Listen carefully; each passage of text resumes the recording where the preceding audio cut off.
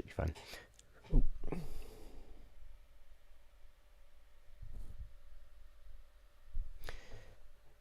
Good morning. It is Thursday, the 18th of September. My name is Kyle, and this is the aptly named AI with Kyle show. So I'm going to be running you through the daily AI news and updates, as well as answering questions from the audience who are joining me over on TikTok and happily, increasingly over on YouTube. If you are on TikTok, by the way, there is a much higher resolution version and you can see my screen. It is on YouTube. Whereas if you're on TikTok, you can just see me and it's kind of a lower resolution. Looks a bit crappy, but up to you, whatever's easiest for you. But there is a YouTube channel. Also, we put the recordings of these lives clipped up into the individual sections over on YouTube, so it's a lot easier for you to access information without having to sit through a whole hour of me gabbing on about artificial intelligence. But if you want to do that as well, absolutely, I'm really happy to have you guys here, and it's fascinating to see people who come every morning, and I've talked to a few of you, and you've apparently you're doing on things like getting ready for the day, or doing the washing up and stuff like that, and have me on in the background, which is really cool. I think it's an amazing use of the internet, honestly. So we have a few things that are going on today. Last week was pretty quiet when it came to artificial intelligence news, and this week it is hotting up a little bit. So we have, what do we have? We have some new benchmarks that have just been broken in the gold medal in the ICPC. We've had two models, well, I'll get to it in a minute. Basically, Google announced that they'd just got 10 out of 12 in the International Collegiate Programming Contest. They've got 10 out of 12, and then immediately after, we're talking like 10 minutes later, ChatGPT was like, yeah, we got 12 out of 12, we beat you. So I love to see this competition. We have some rumors about Gemini 3 that are circulating, but it looks like they are false, but I'll get to that. We have NVIDIA. This is probably the biggest news and the biggest impact in the world right now. NVIDIA chips are no longer welcome in China. So there's been a lot of back and forth about whether NVIDIA chips, GPUs specifically, could be sold in China. Trump tried to fix it by taking a 15% cut of revenue, and now the Chinese government saying to their tech companies, no, you are not allowed to use these. So that is hotting up. And then a few other bits and pieces. I have a really interesting article by Peter Yang, which I want to go through. He has a great YouTube channel, which I'll shout out in a moment, where he talks to people who are building with artificial intelligence. And based on these, he has come up with 15 hot takes to cut through the AI hype. And I'm going to go through them because I think it's a really useful article and a really good place for discussion. So first up, let's hop into some fun news. This is from Sam Altman. So Sam Altman put out a tweet yesterday talking about their exploration of the OpenAI brand back in February 2023. So remember that ChatGPT is not very old, and they only really publicly released, they had their ChatGPT moment specifically in November 2023. So we're coming up on the second, is it 2023? I'm terrible at chronology. 2023, is it only 2 years old? I thought it was 3 years old. Oh, anyway, I'm terrible at chronology, so if you told me it was 5 years ago, I would believe you. If you told me it was a year ago, I'd believe you too. But this is a brand exploration for OpenAI with Sam Altman from February 2023. And there's a couple of logo concepts. If you're on TikTok, definitely hop over to YouTube to see these. They are not good. They're really naff looking, basically. And funny, I don't know what they expected, but this Area Technology, which is a design studio for advanced visual technology, according to them, they've put out their brand exploration. I don't know why now, and also if I was a design studio, I might not have shared these because they are terrible. However, one of the designs did end up kind of being the visual identity behind the black and white swirly symbol that they use now. But unsurprisingly, all the comments are kind of saying, "Oh my God, these are bad." I get the vibe these are going for, but this feels like a generational fumble. Holy shit! People roasting in the comments. Yeah, they are. I can't tell if they're being serious. It looks like kind of graphics card logos from the 1990s. like early days of the computer. Terrible design. I'm not a designer, but I know enough to look at these and be like, oof, these are rough. So I don't know why they put these out, and I don't know why Sam retweeted them. But he says, fun to look back at this exploration with Area on the OpenAI brand. This work partially inspired the circle that we use and love in our products. So he's given them some credit where credit is due, which I think was nice, but these are bad. And I'm glad they went with what they did. Right, let's hop over to the big news of the day. Oops. So the big news is NVIDIA. So NVIDIA create GPUs, graphical processing units, which are the kind of mainstay of training artificial intelligence models. Because they are in such high demand, NVIDIA has been boosted to become the world's first $4 trillion company. So it's the largest company on earth with a market capitalization of over $4 trillion because of the demand for these GPUs. So remember that the people making a lot of money during what we're seeing now, this AI boom, maybe AI bubble, we don't know yet, are the people who are providing kind of the infrastructure in the background. So it's going to be companies like Oracle, who are doing cloud servers. It's going to be companies like NVIDIA, who are building the GPUs, and they're kind of the only game in town when it comes to GPUs. So there's been back and forth with the sale of GPUs being restricted to China, basically banned by the US. So the US said to NVIDIA, you're not allowed to sell to China. There has been a watered down version called the H20, which is a version of their H200 chip, but it's about 30% of the power and they cannot be connected together quite so easily. And the agreement was NVIDIA would be able to sell these watered down, less powerful chips to China if they gave 15% of their revenue from sales straight to the US government, so to Trump basically, which is an unprecedented deal. That's not a tax, that's not a tariff, it is a direct revenue share of the chips. So when this was announced, the Chinese government said to their tech companies, we highly urge you do not use NVIDIA chips, because they didn't want money going into Trump's pocket. They didn't want this to become a win for Trump in the trade wars that are going on.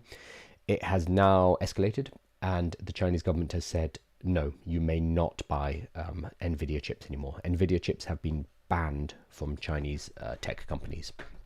So Alibaba, ByteDance, and other Chinese technology companies are barred from purchasing NVIDIA's latest AI chips custom made for China. So NVIDIA has put together a big order of these chips for these Chinese companies. They're not going to be delivered now. The Cyberspace Administration of China has banned buying and testing the RTX Pro 6000D chips. Fantastic names always, despite companies having ordered thousands of the chips in the month since their introduction in July. NVIDIA CEO Jensen Huang said he was disappointed by the news of the ban during a press conference with reporters in London, where he is set to join President Donald Trump at a state dinner on Wednesday night. In August, NVIDIA worked with Trump to broker a deal allowing the sale of H20 chips to China in return for a 15% cut in the profit. I wonder about the timing of this. This feels like it was designed to knock Trump off balance while he's here in the UK on his state visit. Because at the moment he's on this kind of triumphant tour of this is how much money the US is going to invest in the UK. We heard yesterday that about $40 billion worth of AI investment is coming to the UK. So it's a lot of grandstanding. A lot of, look at us, hey, we are the world's leader in AI. For China, the Chinese government or for this information to be released or leaked yesterday is pretty convenient. Pretty convenient. We probably contributed more to the China market than most countries have, and I'm disappointed with what I see, Huang said to reporters during the press conference. But they have larger agendas to work out between China and the US, and I'm understanding of that. Fair. He is a player in this. He's a very powerful player with now the largest company on earth, but it's falling into geopolitical lines now because both America and China have stated that AI development is a strategically important objective. So this is gone beyond the commercials now. This is about the history of these countries moving forward and military as well. So Republican House Speaker Mike Johnson went further, saying that China is trying to become a peer-to-peer adversary of adversary, sorry, of the US. I mean, they already are, no? But okay, Mike's just noticed. They have no regard whatsoever for US trademark law or any of the other provisions that make for fair trade agreement, Johnson said. It is not the fault of the US that there are these strange relationships, it's the fault of China. I'm not sure about that. China has been making moves to build up its own chip manufacturing capabilities after years of tit-for-tat export controls by the US to limit the sale of AI chips to China. And China is limiting the sale of chip materials to the US. This is their big chokehold. China's been using less powerful chips tailor-made for the country by NVIDIA. So this is kind of, there's been brinkmanship going back and forward for years on this now. I think, yeah, since Biden. So this is a culmination, well, or maybe a next step of this argument that's been going on for years, with China finally saying, okay, that's it, we're cutting off, and you're not allowed to buy the RTX Pro 6000D chips. Don't know what it necessarily means about the H20s, which is the chip especially designed for China. That's the one where Trump or the administration will get 15% of the revenue, which is a weird deal. It feels a bit like paying a bribe or protection money. It's a bit of a racket. But at the same time, China are trying to build their own chipsets, especially through Huawei, the company. The scuttlebutt, the rumor is that they're not quite good enough, and this is why DeepSeek R2, which is the successor to DeepSeek R1, funnily enough, was not released back in May. It was expected in May and it has been delayed, and inside sources in China say that it's because the Huawei chips were not quite up to scratch. However, how long that remains the case, I think that they will very quickly catch up with the chipset technology, especially now that the American chips are being restricted. I think this will push the chip manufacturers, it will push the tech companies in China to go harder for their own domestic chipsets and to be independent. And as this article points out at the end, China controls a lot of the raw materials that are required to make these chipsets. So currently they're being sold to NVIDIA.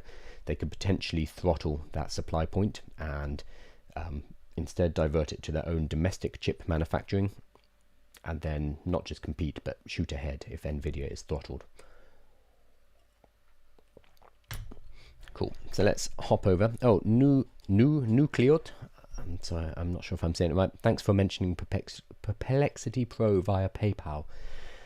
Try saying that 5 times backwards. Perplexity Pro via PayPal promo.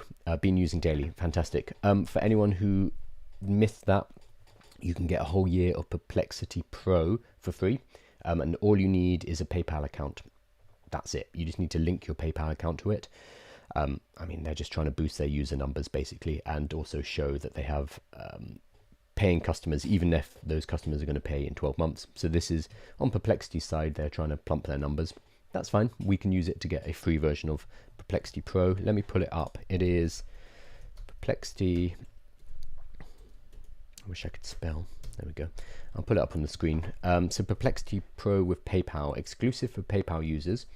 Get a full year of Pro completely free when you connect your PayPal account and choose a valid billing method. So if you Google, or I guess you could chat GPT it, but if you Google Perplexity Pro PayPal, it should show up. The cool thing about this is you get, something a lot of people don't realize, is you get access to the other models when you have a Perplexity Pro subscription. So you get access to GPT-5, Claude 4 Sonnet and Gemini 2.5 Pro, as well as O3, ChatGPT O3, Claude 4 Sonnet Thinking, Claude 4 Opus if you are on the Max user, and Grok 4. So it basically gives you access to all of the top models, but inside a Perplexity Pro. What you do not get are the additional features. So you don't get access to like Claude Projects, for example, or you don't get access to ChatGPT Advanced Voice Mode. But if you just want access to the kind of raw model, this is a really good way to do it. And it's free, so why not? Oh, with this, you'll also get access to their browser, Comet. God, I was about to call it Deer there, but it's Perplexity Comet.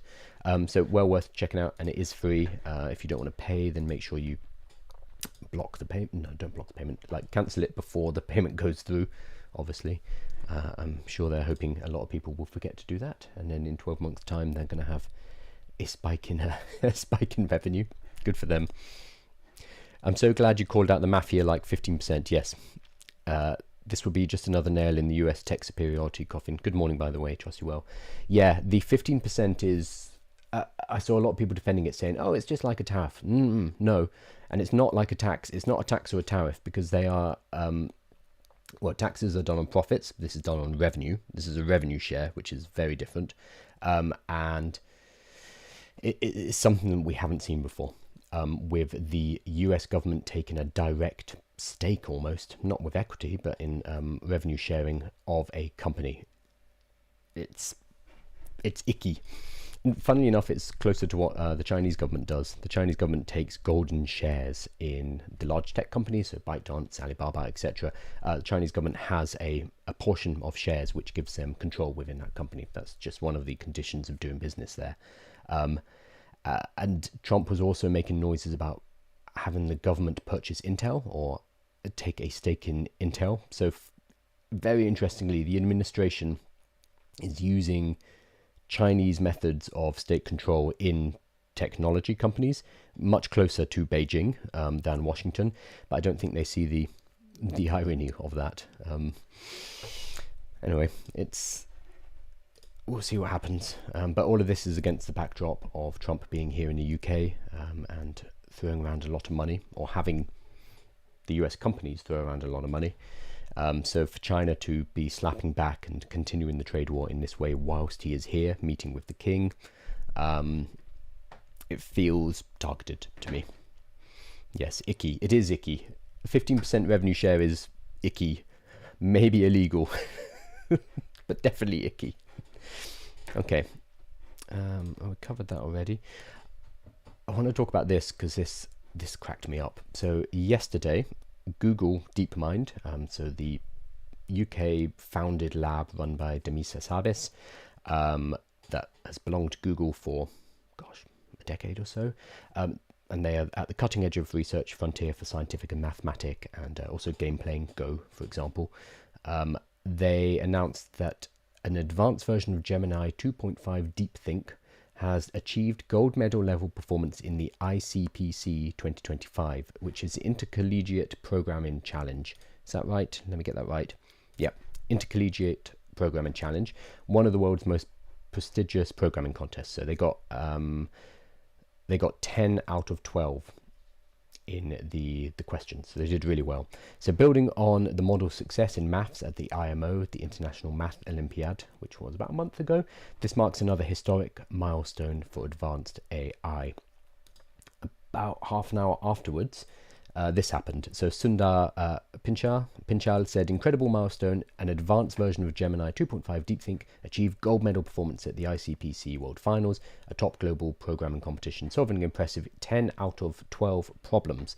Such a profound leap in abstract problem solving. Congrats to Google DeepMind. So Google were bigging this up.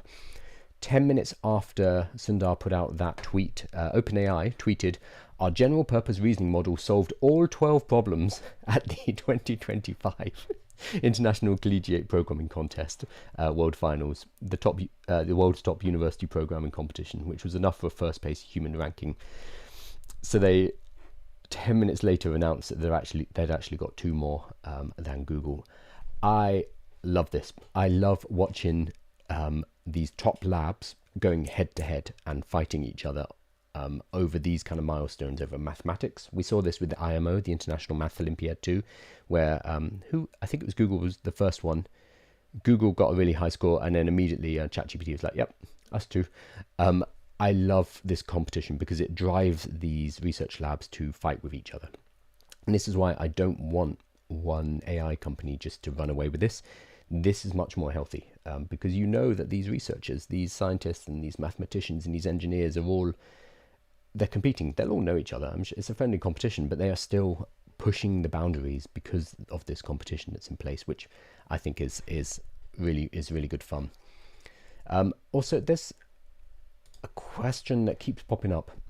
So whenever I talk about AI, a very constant criticism is, oh, it can't count, and it doesn't even know the number of R's in strawberry, for example. That is the kind of very, very common criticism of large language models.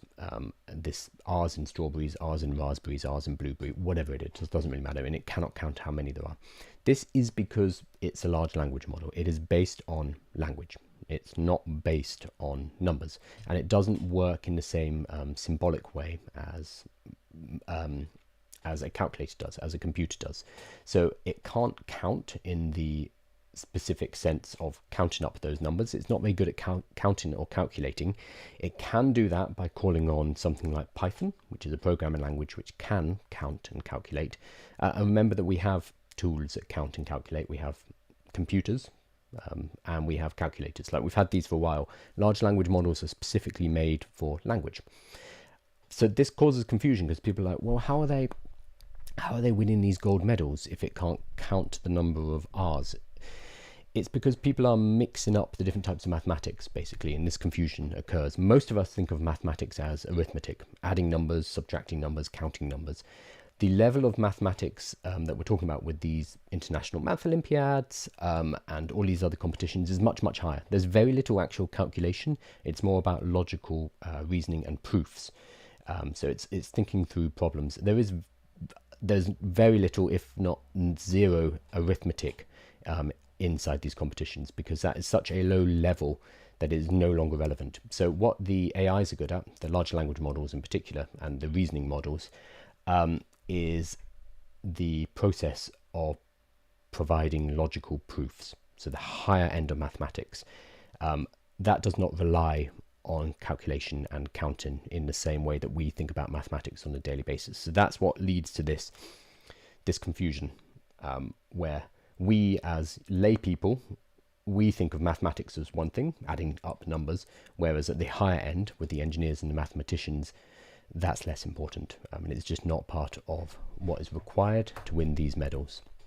So it causes attention and a lot of confusion, and I understand why. Right, I'm going to hop over to some questions, if there are any.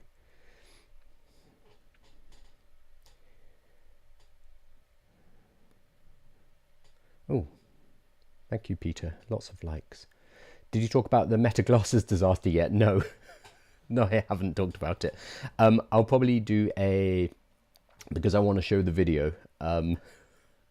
For those who haven't seen it yet, Meta have released a new pair of Meta Glasses with Ray-Ban, and it's glasses and a wristband. I guess, I don't know what they're calling it, but you can kind of control it, and it has additional sensitivities through the wrist. It's very cool. It's cool technology. They did a live demo, and it was I feel for them, I really do, because I do live demos, I do workshops, I do my live stream where I'm building in public, and stuff goes wrong. Unfortunately, when you are releasing a product of this scale and you're saying that this is the new form factor that we're going to be accessing the world, this is like, forget about telephones, this is the new thing, it's going to be on our face, we're going to have a screen, we're going to be able to control it through our kind of wrist and stuff like that. For your tech demo to go wrong is rough. So I'll do an actual video on it because I want to show what's happening live on stage, but very briefly, they're trying to pull up a video file and it gets it wrong, and it all just collapses on stage, and the guy's up on stage like umming and erring and like, oh it doesn't normally do this, oh gosh, and it's painful to watch. I think the technology is really cool. It's obviously not quite ready, and that demo was an absolute disaster. And it's always a risk when doing these things live. They were obviously confident in the ability or the capacity of their technology. And I think heads are going to be rolling at Meta today. Because what I don't understand is, you're a company of that size and you have a show where you are promoting what is going to be the next stage of technology. you have backups, you have fallbacks. Like when you're doing live TV, for example, if something goes horribly wrong, you switch over to something else. You have something in place so that you can deal with that. That's part of production. So they didn't.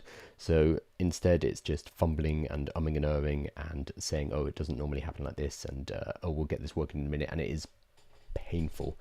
And then there were some other pretty big fumbles later in the presentation. There's a bit where they're trying to make a steak sandwich.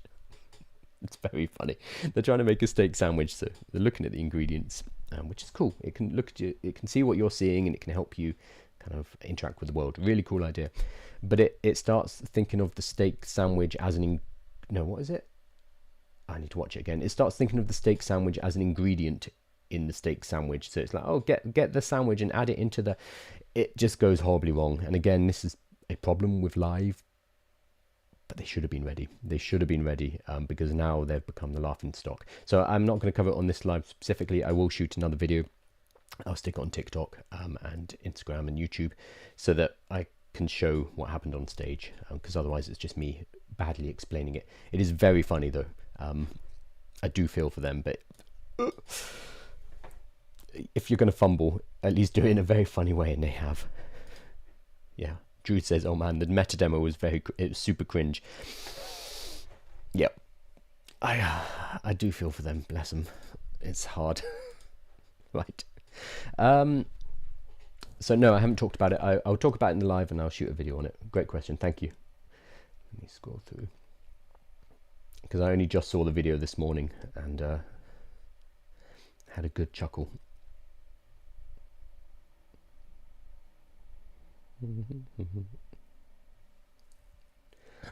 Hello Carl, I'm very interested in what are the system prompts from where most of the LLMs operate. So the system prompts are primarily hidden. You're not really meant to see them. However, let me see if I can find them. I'll put them up on screen. There's a guy called... Probably shouldn't be spreading the word of Pliny, but why not? There's a guy called Elder Plinius, or Pliny the Elder, who's a jailbreaker. He opens up large language models very fast, incredibly fast. It's kind of a sport now to see how long between the release of a new model and Pliny the Elder ripping it open. He actually made it into the Time 100. Let me pull it up. It's very funny.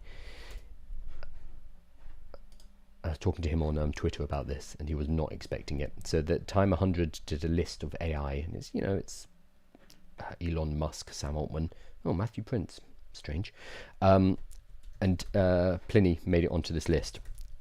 Pliny the Liberator, digital jailbreaker, and he doesn't have a. He doesn't even have a profile photo because he's anonymous, but he made it onto the list alongside the Pope, of all people. A very bizarre list, but it was great to see Pliny there.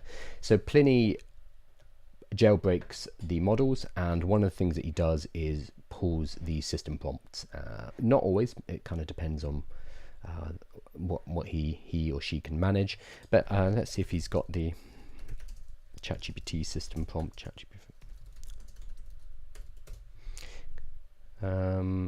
Here we go, leaked system prompts for, he's got a folder where he has Anthropic, Bolt, Brave, Klein, Cluely, Cursor, Devin. He's got all of them nicely ordered, so you can see all of the system prompts. So let's see if he's got 5. Go, GPT-5, yes, here we go. You are ChatGPT, a large language model based on the GPT-5 model and trained by OpenAI, knowledge cutoff June 2024. And it has everything in here. So really interesting things like you are insightful, encouraging assistant who combines meticulous clarity with genuine enthusiasm and gentle humor, supportive thoroughness, patiently explain complex topics clearly and comprehensively, light-hearted interactions, maintain friendly tone with subtle humor and warmth, adaptive teaching, flexibly adjust explanations based on perceived user proficiency, etc., etc.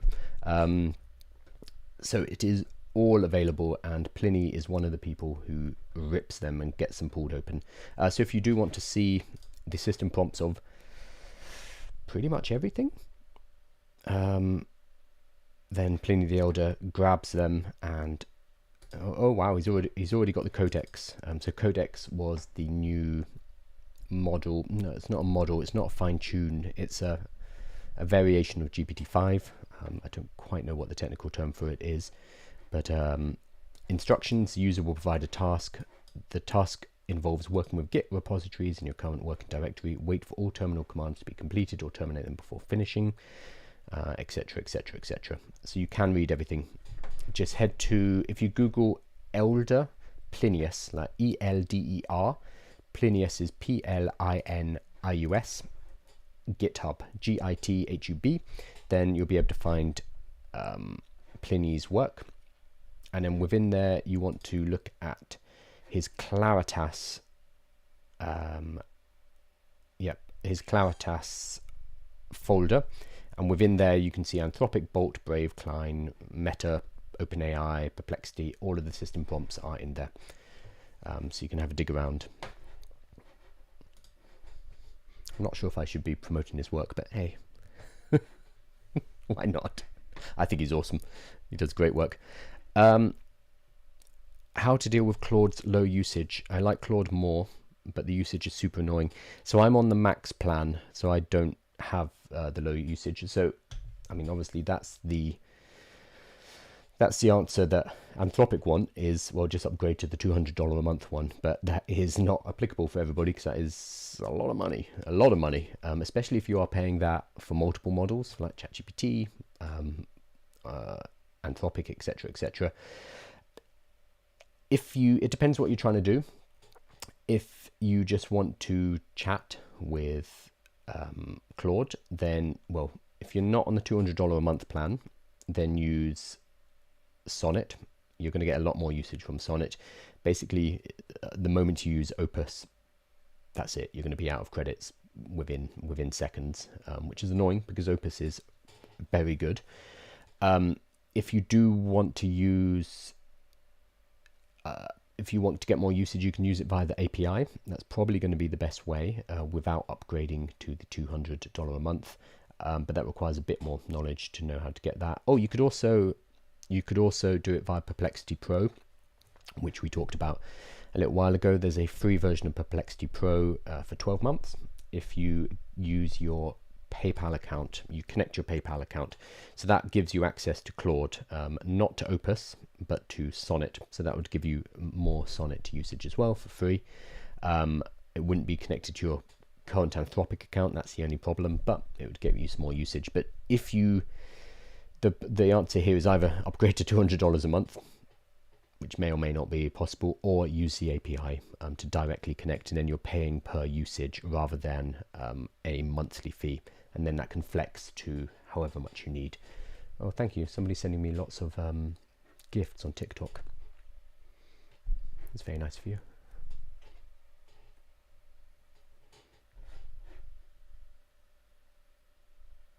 Yeah, Amir, if you're on the Pro account, Opus, the amount of Opus you get on the Pro account is insultingly low. It does feel like they are just giving you a little taste of Opus so that you upgrade to the Max account, which is very expensive and for most people is overkill.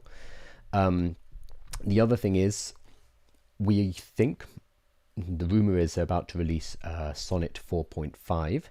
When they do, what will probably happen is Sonnet 4 usage will shoot up, like it'll basically be free to use, and Opus potentially might get more usage because they have a new 4.5. Maybe. That tends to be what happens, is that when a new model comes out, the previous ones become cheaper and more accessible. And we're thinking we're getting 4.5, Sonnet 4.5 in the next few weeks. So this might be a problem that resolves itself, maybe.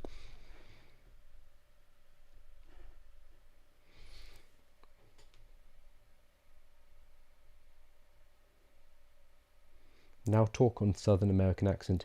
I'm terrible at accents, I'm afraid.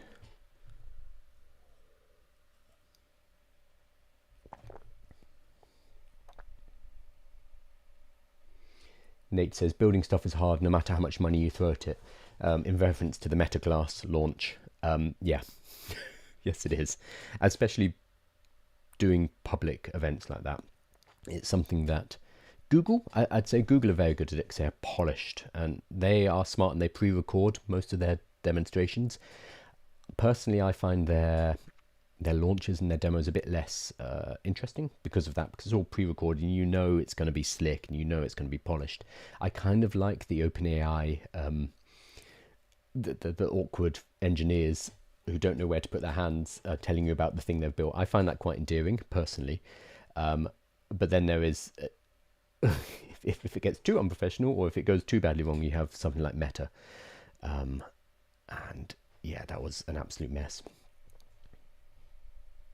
What's your time prediction to actual prompt to build automation wise? Do you mean building automations? I mean, you can build one in like less than an hour, but it depends what you want it to do. I would say with time to build stuff, generally the initial build is very easy. What takes a lot of time is edge cases, dealing with errors, dealing with kind of deploying it in the real world and getting other people to use it. That is the time consuming part. The actual building is becoming increasingly easy. And with things like n8n, well, not, yes, yeah, with Make and Zapier, etc., they now have AIs inside them where you can say, hey, this is what I want to build. And it can work out all of the modules for you, which is really cool. Or you can ask in Claude and then bring those instructions over. Sorry, you can get Claude to put together a project plan, which then you take into Make. So the actual build is relatively simple. The complicated part is working out, one, what are you actually going to automate? What are you going to build? And how is it going to be valuable for the businesses that you're selling it to? That's a really big issue. So I actually put together a course with Brand Nat, Australian Nat. I'm sure you know her from TikTok. We did a course together where I deal with the business side and the marketing side, and she does with the automation side. And it's a 4-week accelerator where we kind of switch back and forward. So what to build, how to build it, what to build, how to build, etc. Working out what to build takes a lot more time than the actual building. And then once you've built it, it's the implementation within a business, helping them embed, helping them actually start to use it, helping them work with edge cases when it goes wrong, or for like cases of use that you didn't necessarily think of. That's the stuff that's very time consuming. But the actual automation creation, pretty fast.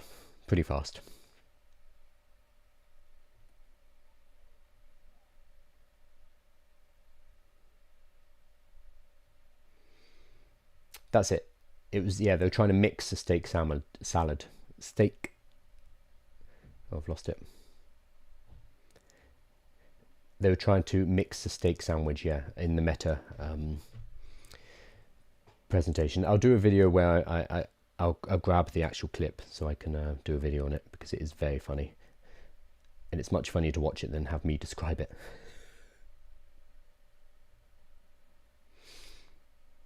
Oh, so many questions. Still trying to find info on protecting identity. Oh, the Danish. Yeah, in Denmark, so they changed the law so that you automatically own. I need to get the wording right on this. You have the rights to your own face. Googling, here we go. They're changing the copyright law specifically.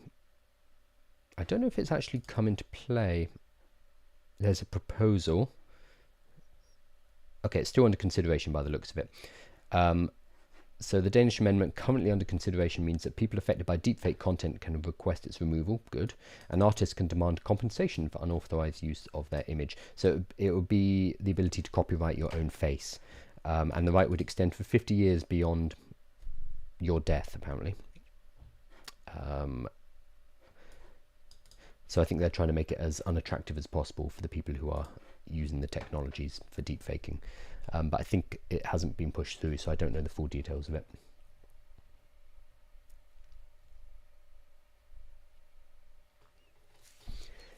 Ooh, do you think AI will be like the first and second industrial revolutions in England? So it's a big question. It's a really good question, but a big question. I think it's different this time. So previously, we created tools that could augment humans. So like the Loom, for example, could help a human. We could do the task much faster. But the loom could only be a loom, it could only weave. And that was enough for the Luddites to come and smash it up. And that's literally where Luddites come from. That's not just me being rude, that's what they were called.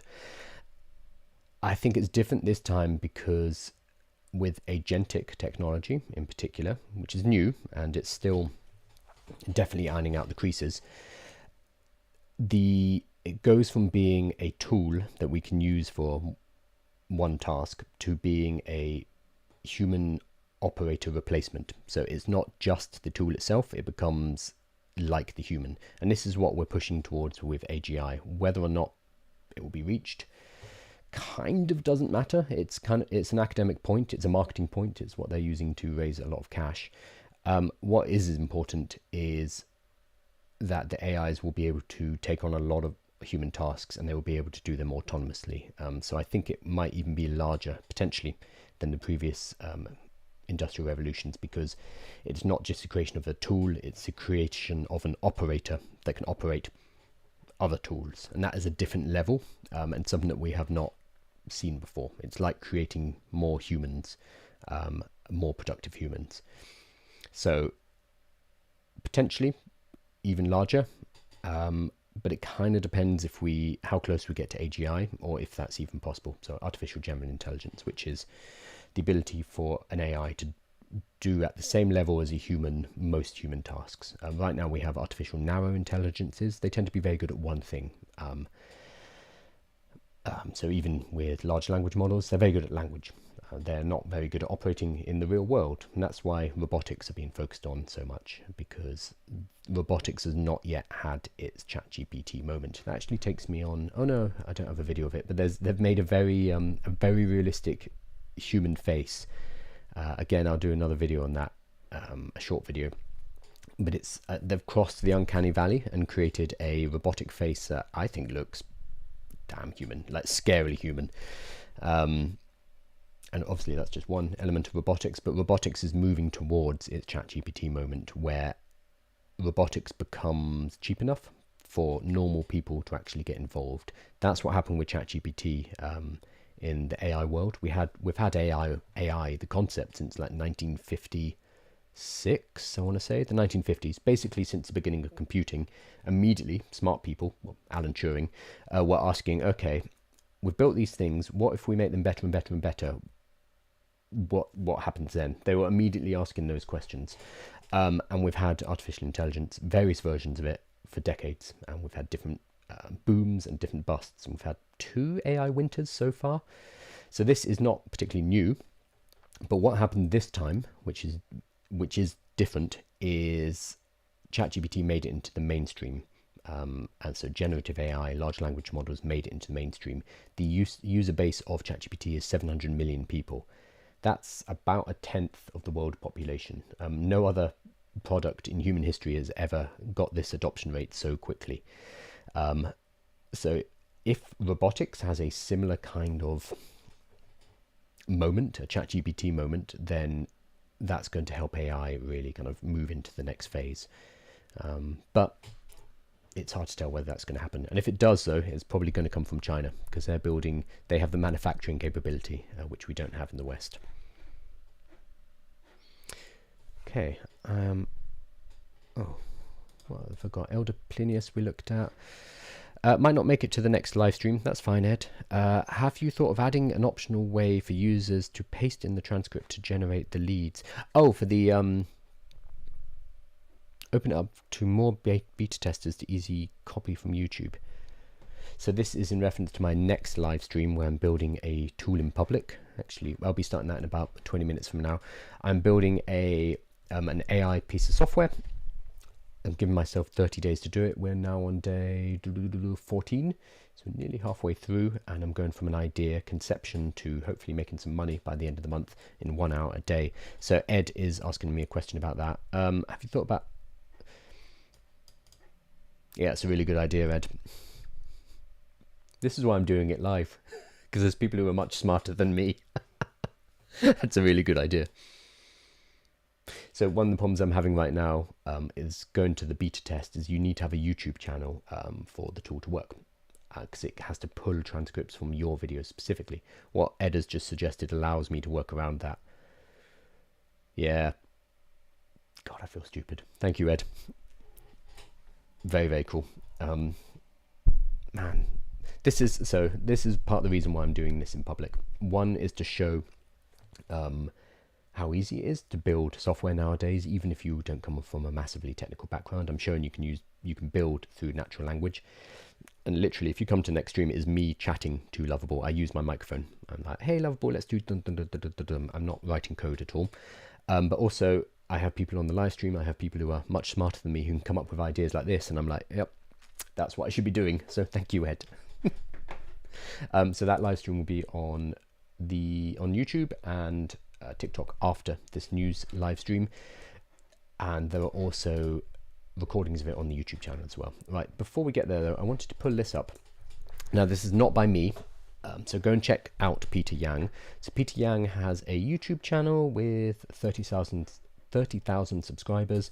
I think he's got 150,000 followers on TikTok. So not TikTok, excuse me, Twitter. It's not even called Twitter, is it? X. Talking about AI, and he interviews builders. It's really cool.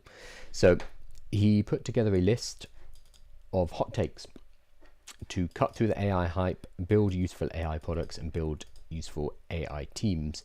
And I wanted to pull it up because it's really cool. So you'll be able to see it if you're on YouTube. If you are not, otherwise I'll read through them because I think these are cool.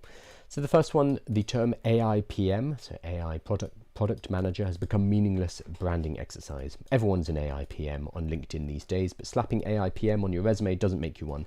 What matters more is showing proof of work. What did you actually ship with AI recently, and does it solve a real customer problem? So important. A lot of people are dabbling with vibe coding tools. Awesome, great, I want you to. That's why I'm doing a live stream showing you how to use these things. But you need to ship, you need to build things and get them out into the world, because as I was talking to, answering one of the other questions, the difficulty with building is not coming up with the idea and building the first draft. The difficulty with building is dealing with all of the edge cases and all of the complexities that you didn't envision when you first come up with your idea. And to get to those edge cases, to get to all the problems and the bugs and the unexpected usages that your customers are going to be asking for, you need to ship. You need to get it out into the hands of other people.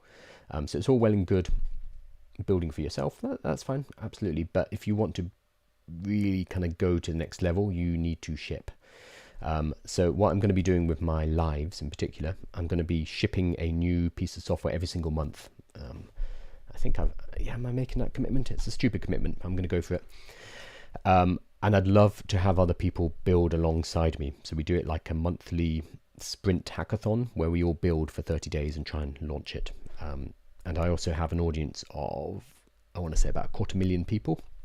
So if you build alongside me, I can help get you some awareness as well, so that we can go from being, a wannabe builder to actually shipping something, and then having to deal with the difficulties that brings up. Second, any influencer who posts X is dead should go on your block list. I've blocked at least a dozen engagement farmers who post nonsense like "this changes everything" or "rip ChatGPT." Ignore these people and follow folks who are building and sharing real lessons instead. Yes, Twitter is particularly bad for this. Instagram to a certain extent as well. And LinkedIn is a bit of a cesspit, where what's the most recent example? Nano Banana, for example, came out from Google, and everybody was saying "rip Midjourney" and this changes everything, and advertising brand managers are no longer needed. Nano Banana changed everything. Like, it's all clickbait hype, and in a month or two we're going to have something even better. That's what's exciting about AI, is that there is constant progress, and no single one of these products, no single one of these launches is necessarily that important. Yeah, sure, by all means try them out, play around with them, but there is too much for you to worry about on a daily basis. I do this fairly full time, and I cannot try everything. It is not feasible. I will talk to people and they'll be like, "Oh, have you tried Bungle Buzz, the new AI?" And I'm like, "No, I've never heard of it." Because there's so much out there. So it's fine to kind of step back and take a broader picture of it. There are going to be important announcements like GPT-5, for example. That's a big important one.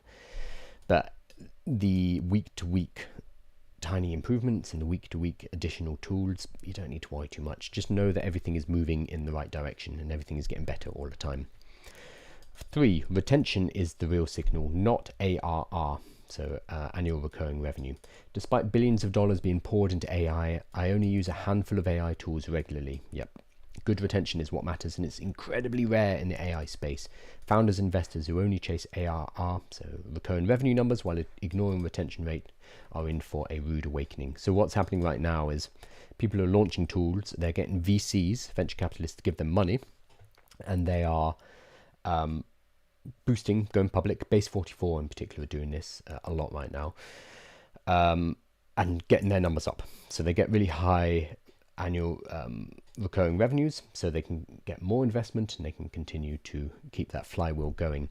However, as Peter is saying, and I agree with this, there's very few tools that I think I'll be using a year from now. Yeah, I'll try out a bunch of things, but there's kind of a few go-to tools. So for him, he's saying his AI assistant is ChatGPT, Claude, and Gemini. Yeah.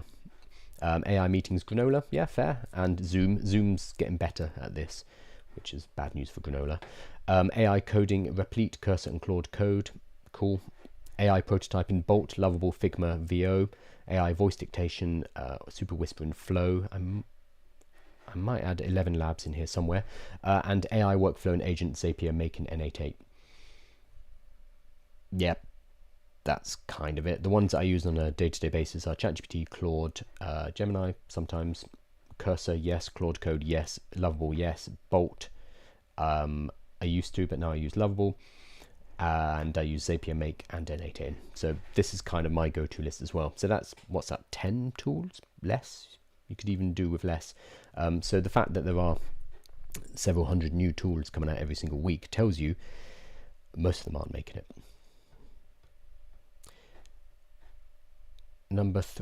He's labeled them wrong. I'll have to tell him. Number 4, reading and understanding code matters more than ever. Despite what I want to believe, I simply cannot vibe code anything as good as a real engineer. This is Peter saying it, and yes, 100%. AI can help with writing code, but understanding how software actually works remains essential. Yes. I asked my audience, if you had to teach a busy person to become technical fast, how would you do it today? And here's the reply. Ooh, I love this. This is going in the newsletter. 1, pick a domain in which you want to build something, a project or a goal-based, to give you project goal-based learning. 2, pick a dead simple tech stack.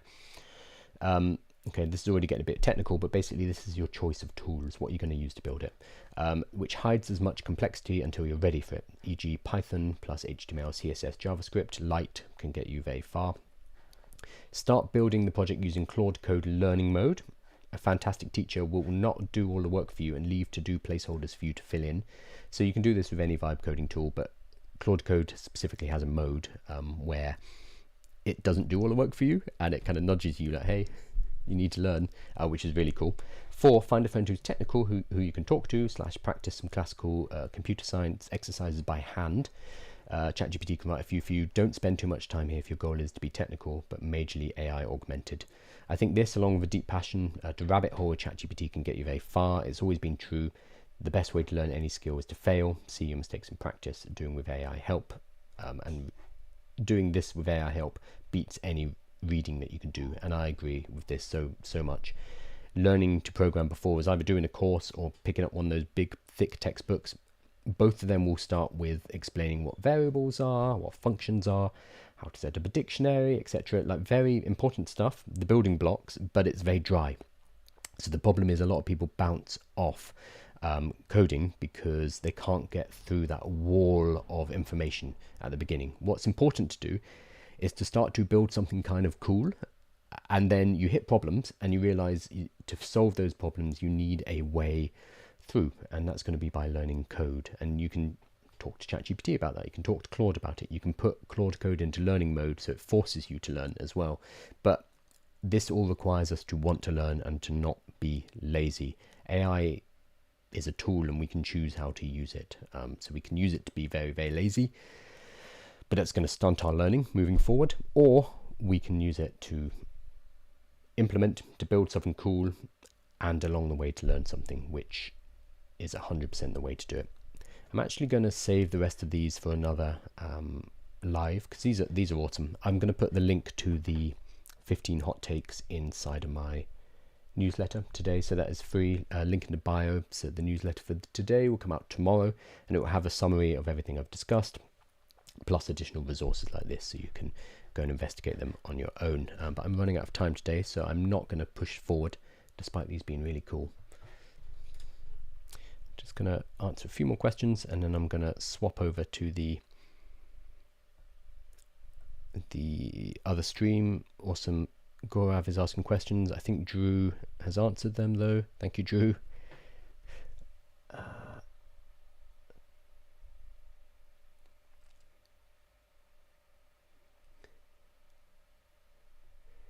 Yeah, don't do what I did and build a universe and get stuck piecing it together. Yes, it's so important when you are building with AI, or honestly, when you're creating anything, when you are creating a business, when you are writing a book, when you are putting together code. Hell, if you're painting or drawing, you start with the kind of a sketch outline, literally, and the basic shape of it all, and then you start to flesh in the details.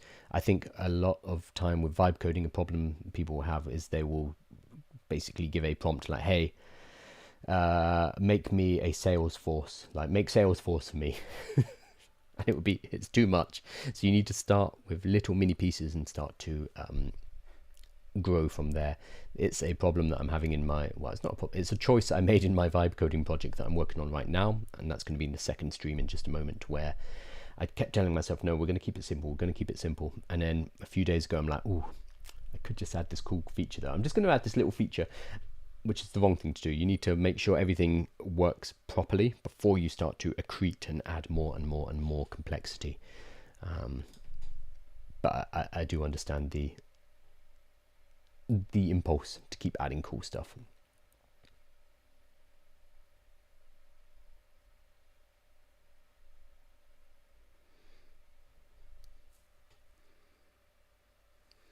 You do know you're training AI to stick yourself out of a job. Me, I don't have a job, so I'm good. I've never had a proper job. I've always had my own businesses. So the only proper jobs I've had was I was a cycle courier for about a year in London, and I've worked in bars and restaurants and kind of stuff like that. But I've always started my own businesses. So I highly, highly recommend that to people as well. So I've started maybe 30 businesses / side hustles, whatever you want to call them, over the last 15 years or so. Most of them failed. That's just part of the part of the game, really. But I think right now it's the easiest time ever to start a business, because all of the technical complexities have been removed. When I first started my early digital marketing and digital businesses, I had to come up with a product, I had to build a product, I had to make the website, I had to rig up the e-commerce, I had to do the customer services, I had to do absolutely everything myself, and I had really no idea how to do that. So your options there are you hire somebody, which is tricky if you're not making any money. You learn how to do it, which is what I had to do, and that's why it took me years to get to get anywhere and to make any money. And now we have artificial intelligence, so we basically have experts in our pocket. So let's say you're trying to set up Google Analytics. You're trying to set up Google Tag Manager for your website so you can track leads coming through. Previously, I'd have to go and hire somebody very expensive, Google Analytics people, not cheap. Or you'd have to dig into the Google documentation, work out how the hell to do it for your specific build, and then get the work done, which says it's either time or money. With ChatGPT now, I can go to ChatGPT or Claude and say, hey, I've built my website in this. Here's the basic layout. I want to set up Google Tag Manager. Where do I add everything? What kind of things should I be thinking about? And it will give me a checklist to work through. I will then go to my website. I will start to integrate Google Tag Manager. I will hit a problem.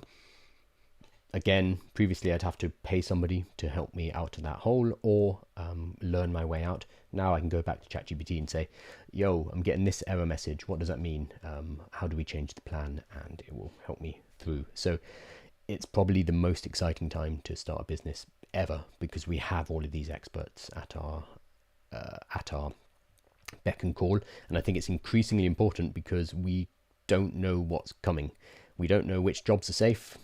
We don't know which companies will still be around. Hell, Google may not be around in 10 years if they can't replace their search revenue. It's going to be a very, very different world a couple of years from now. And starting a business or having a secondary source of income gives you flexibility. That's what's going to be important. It doesn't matter where that money's coming from per se. It's the fact that you have different sources of income in play. So I personally have about six sources of income, because I know one or two of them might get destroyed. Absolutely. But by having multiple in play, that gives me more flexibility to deal with whatever turns up, because I'm not assuming that I know what's going to come, but I am assuming something will happen. So starting a business, having a side hustle, having a secondary income, and using AI to leverage that, I think that is the move right now. And that's why I do these streams as well. So I'm not worried about my job because I don't have one.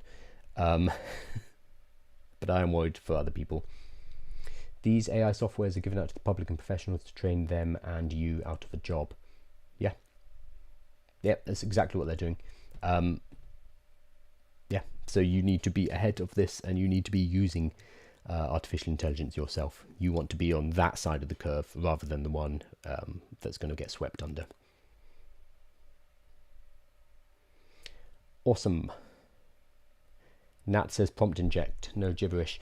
I'm still not an AI, and you can't get rid of my gibberish, Nat. Sorry. Awesome.